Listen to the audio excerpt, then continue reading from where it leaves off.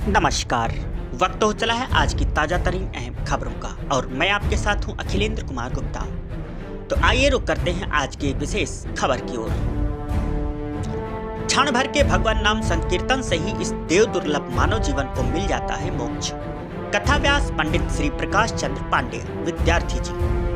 सप्त दिवसीय श्रीमद् भागवत कथा के छठे दिन पूज्य व्यास जी ने पूतनावध, तृणावर्तवध तथा भगवान श्री कृष्ण की माखन लीला का आदि का किया हृदय स्पर्शी वर्णन।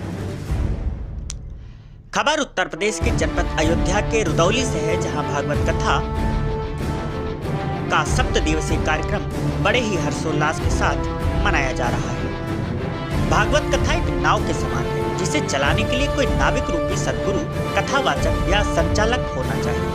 यह मानव जीवन देव दुर्लभ है, जिसे बगैर ईश्वर की असीम कृपा बिना प्राप्ति संभव नहीं है। यह उद्गार जनपद अयोध्या के रुदौली बाजार अंतर्गत टेढ़ी बाजार के रामलीला मैदान में सीताराम कसौधन द्वारा आयोजित सप्त दिवसीय श्रीमद् भागवत कथा के द्वितीय दिवस पर आदर्श रामलीला भैरव धाम के रंगमंच पर कथा व्यास पंडित श्री प्रकाश चंद्र पांडे विद्यार्थी जी ने हृदय स्पर्शी कथा में कथा व्यास जी ने महाराजा मनु के पुत्र उत्तानपाद की पत्नी सुरुचि व सुरुचि की कथा को कहते हुए कहा कि जब राजा उत्तानपाद को प्रथम पत्नी सुनीति से पुत्र की प्राप्ति नहीं हुई, तो रानी सुनीति ने राजा उत्तानपाद से दूसरा विवाह करने के लिए कहा, लेकिन राजा नहीं माने। प्रजा के हित में राज्य को उत्तराधिकारी देने के लिए अंततः राजा उत्तानपाद ने पत्नी सुनीति की बात मानकर सुरुचि से दूसरा विवाह किया।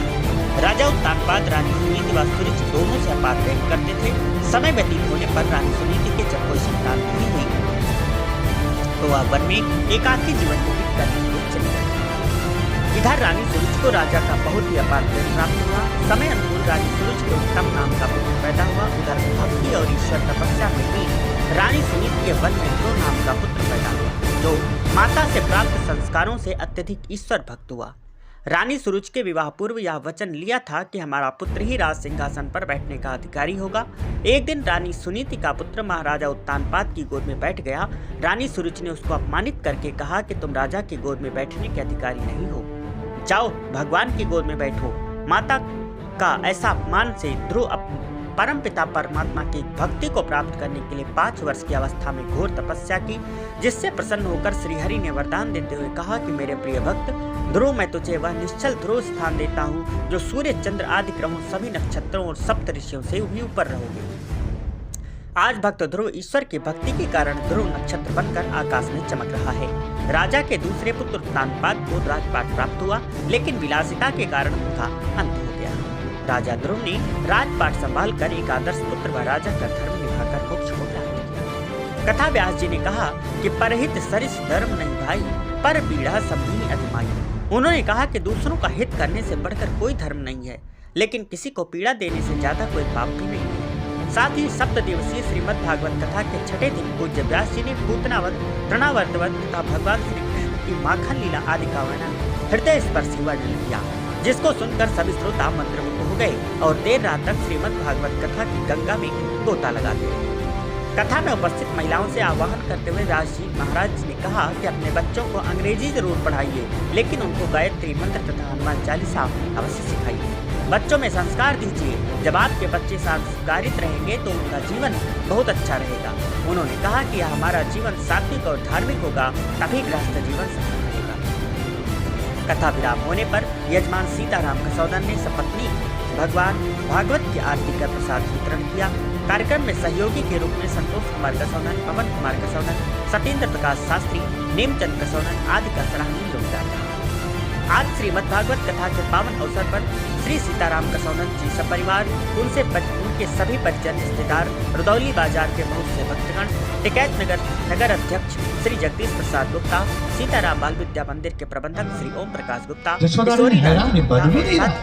को बहुत सुंदर भजनों अब परेशान हो गई, रस्सी उन्होंने फेंक दिया, पधारे हुए उखल इधर खड़ा है, कन्हैया इधर पड़े, माता जसोदा इधर बैठी, रो भी मैं बांध रही हूँ, बांध भी नहीं रहा है, शरारत बंद नहीं कर रहा है, बदमाशी इतना कर रहा है कि मतलब कि सोमनाथ परेशान करके रख दिया। अब ठीक है बेटा, दुनिया में माता रोने लगी जसोदा रानी।